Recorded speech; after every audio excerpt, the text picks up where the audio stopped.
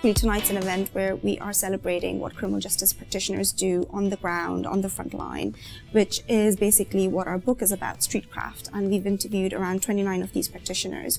And it's basically a celebration of what they do. It's us championing the stuff that they have done in their respective fields. We have spoken to dozens of criminal justice innovators, practitioners on the front line doing great work, and we've discovered that there is a wealth of social innovation in the sector.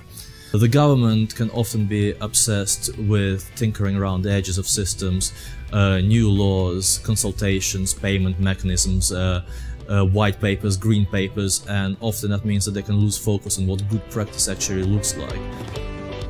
We are launching a program which is called SpeedCraft Scholarships. We're looking for people who have ideas that they just need a bit of help with, a bit of support with, and we have some interesting partners that we're working with who are also helping us along the way.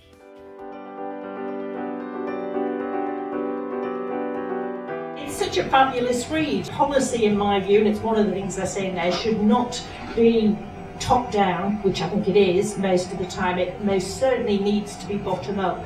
And I thought the idea of the scholarships, when I heard about that, was absolutely brilliant, because it's absolutely true. We need more support for people to develop their ideas. And I know I'm going to send it out to our staff, but also our service users who've also got some brilliant ideas, offenders themselves, about how they want to go on and help others. A lot of the guys that we worked with in prison were interested in the cooking industry and becoming chefs.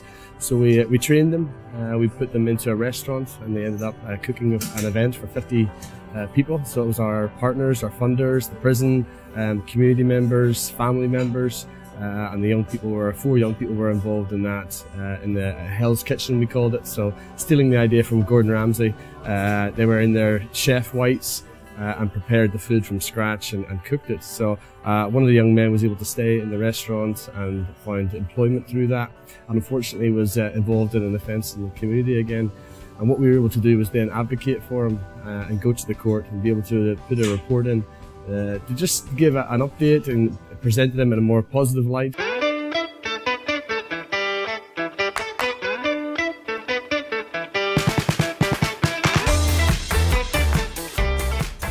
I think innovation is very important, not only innovation, evaluation. Quite often ideas can come from the ground up, and historically the criminal justice system has been a top-down system. We've tended to just stick with things that we think that work, not actually looking at whether it does or not. And also innovation is important because it allows people on the ground who work in the field to know what's best and what's working and what's not working. And if we didn't innovate and voice those changes, then we could end up with a system that's not fit for purpose.